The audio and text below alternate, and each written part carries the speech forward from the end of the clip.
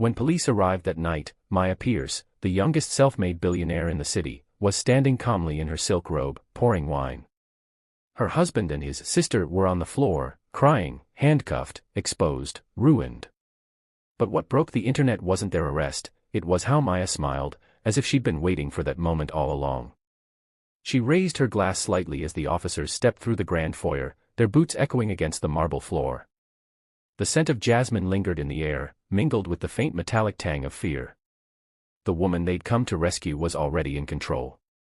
"Officers," she said, voice smooth as velvet, "thank you for coming so promptly." Daniel's face was ashen, twisted in disbelief. "Maya, please." She cut him off with a single look, serene yet icy.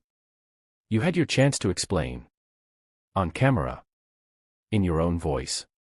Lila sobbed, mascara streaking down her cheeks, her designer dress now crumpled like discarded tissue paper. "We didn't mean." "Oh, but you did," Maya whispered. "Every spoonful. Every smile. Every lie."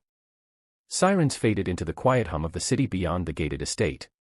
The mansion, once a symbol of love and luxury, now felt like a museum exhibit, staged, preserved, waiting to be judged.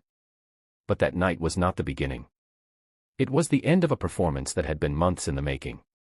Maya Pierce, at 35, was more than just wealthy. She was brilliant, a tech investor with a sharp mind and an even sharper instinct for patterns. She'd built her empire from a dorm room startup, turning algorithms into assets and data into dynasties. She was private, fiercely so, but not cold. Not unfeeling. She loved deeply, trusted fully, once. Daniel Reed had been her soft place in a hard world. A charming architect with a disarming laugh and eyes that held the kind of warmth people longed for in boardrooms and bedrooms alike. He'd been out of work for 2 years, but Maya never minded. "You'll find your spark again," she'd told him one rainy evening, curled against his chest on their balcony overlooking downtown. "I believe in you." And she did. Until he brought his side chick home as his sister. It started innocently enough, one lazy Sunday afternoon. Daniel had found her in her home office, barefoot in yoga pants, analyzing quarterly reports. He leaned against the doorframe, hair tousled, that familiar half-smile playing on his lips. "Hey," he said softly. "I have a favor to ask." She looked up, instantly wary. Daniel rarely asked for anything. "My sister, Lila, she's in a rough spot. Her boyfriend got violent again. Broke her phone, her laptop. She has nowhere to go." Maya blinked. "You never mentioned you had a sister." "She's younger. We weren't close growing up. Mom sent her to boarding school young. But she's family, Maya. And right now, she needs us." There was a pause, a beat too long. But Maya, ever generous, ever trusting, nodded. "Of course. Bring her home." 2 days later, Lila arrived. 25, with doe eyes and a voice like honey stirred into chamomile. She hugged Maya shyly, her perfume sweet and floral. "Thank you so much for taking me in. I won't be any trouble." Maya believed her. They fell into a rhythm quickly. Mornings began with shared laughter over avocado toast and cold brew. Evenings ended with wine on the patio, the three of them swapping stories under string lights. Lila was helpful, always tidying, always cooking, always present. But Maya noticed things. Small things, at first. The way Lila's fingers lingered on Daniel's wrist when passing him the salt. How Daniel would lean in too close when whispering something in her ear, his hand resting possessively on the small of her back. Once, Maya walked into the kitchen to find them dancing, slow, intimate, to a song only they could hear. When she cleared her throat, they sprang apart like teenagers caught in a hallway. "Just cheering her up," Daniel said, forcing a laugh that didn't reach his eyes. Maya smiled, but something inside her fractured. The bitterness in her tea came next. She thought it was the new brand Lila bought. "It's organic," Lila had explained, eyes wide with innocence. "Good for your heart." Then came the dizziness, sudden, sharp. She collapsed once in the hallway, just for a second, but long enough for Daniel to rush to her side, his concern so convincing it almost erased her doubt. "You're overworking yourself," he said, stroking her hair. "Let me take care of you." She wanted to believe him. But Maya wasn't just a billionaire, she was a strategist. And patterns don't lie. One night, she woke to muffled voices. She crept to the top of the stairs and heard them in the kitchen. You think she suspects anything? Lila's voice, sharp now, stripped of its sweetness. Nah, Daniel replied. She's smart, but she's soft. Especially with me. Maya's breath caught. She backed away silently, heart hammering against her ribs. The next morning, she found Lila wearing her diamond tennis bracelet, the one Daniel gave her on their 3rd anniversary. Hope you don't mind, Lila said, flashing a smile that didn't reach her eyes. It just looked so pretty on the dresser. Maya forced a nod. Not at all. But that night, alone in her bathroom, she stared into the mirror. You're being played, she whispered to her reflection. And if you're not careful, you'll be dead. The turning point came on a stormy Thursday night. Rain lashed against the windows, thunder rolling like distant drums. The house AI, Echo, Daniel had named it, suddenly glitched, its lights flickering red. Maya went to the basement control room to reset the system. She designed half the code herself, though Daniel had insisted on installing the voice-activated modules. As she rebooted the mainframe, the system auto-connected to a live feed, kitchen audio. She froze. Daniel's voice, low and cruel, once her heart gives out, everything's mine. She even updated the will last month. Lila, giggling, and no one will ever know I was your sister. Daniel, you've played her perfectly, baby.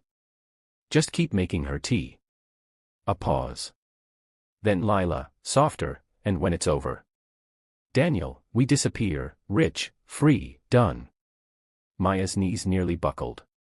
Her hands trembled, but her mind ignited. She didn't scream. She didn't cry out. She stood there in the dark, listening to the rain and the sound of her own heartbeat, and whispered. Okay, let's play. From that moment on, Maya became a ghost in her own home, present, but not seen. Vulnerable, but not weak. She began her counteroffensive with surgical precision. First, she stopped driving. I've been so dizzy, she told Daniel, voice frail. Maybe I should rest more. He beamed, patting her hand. That's my girl. Let me handle everything. She played along, sleeping later, speaking slower, even pretending to stumble once in the hallway. Their confidence swelled. She watched them exchange knowing glances, smirks hidden behind wine glasses. While they celebrated her decline, Maya was building her arsenal. She swapped out her daily supplements, replacing them with placebos while sending the originals to a private lab in Zurich. The results confirmed it, trace amounts of digoxin, a heart medication that, in excess, could cause fatal arrhythmia, laced into her evening tea. Next, she rerouted her assets. Over 3 sleepless nights, she transferred 92% of her liquid wealth into an irrevocable trust registered in Wyoming, under a shell corporation linked to an old college alias. No signatures. No paper trail. Just encrypted keys and offshore firewalls. She also reactivated her own AI, an older, offline prototype she'd built years ago, nicknamed Sphinx. Unlike Echo, Sphinx didn't speak. It observed. It recorded. She synced it to hidden microphones and nano cameras disguised as smoke detectors, bookends, even the floral vase on the dining table. Then came the private investigator, Marcus Vale, a former cybercrime detective with a reputation for discretion. He arrived posing as a HVAC technician, clipboard in hand, uniform crisp. Over the course of 2 weeks, he planted forensic dust on door handles, collected fingerprints, and retrieved discarded tea bags from the trash for toxicology. All the while, Maya remained the doting wife. She made Daniel his favorite pancakes. She laughed at Lila's jokes. She even gifted Lila a new designer handbag, just to see how quickly she'd flaunt it. You're too kind, Lila had said, hugging her tightly. Maya hugged back, memorizing the scent of her perfume, vanilla and deceit. One evening, as they sat by the fireplace, Daniel took her hand. You've been so peaceful lately. She smiled. I've realized something. Love isn't about control. It's about trust. He kissed her forehead, oblivious to the storm brewing beneath her calm. Inside, Maya was already writing their eulogy. The night of the dinner arrived cloaked in golden hour light. Maya dressed in a blood-red gown, her hair swept into an elegant chignon. She lit candles, selected a rare Bordeaux, and set the table with crystal and silver. Daniel wore a tailored suit. Lila chose a black dress that hugged her frame like a second skin. "This is fancy," Daniel said, eyeing the spread. "I wanted to celebrate," Maya said, pouring wine. "Family deserves it." They ate in silence for a few minutes, seared scallops, truffle risotto, heirloom tomatoes. Then Maya raised her glass. "To family, and to truth." At that exact moment, Echo, the house AI, activated on its own. From hidden speakers, Daniel's voice filled the room, clear and damning. "Once her heart gives out, everything's mine." Lila gasped. Daniel's fork clattered onto his plate. The lights dimmed. The wall screen, usually reserved for art, flickered to life. Footage played in rapid succession, Lila slipping powder into Maya's teacup. Daniel kissing her in the garage. Their hands tangled under the dinner table. Whispered plans.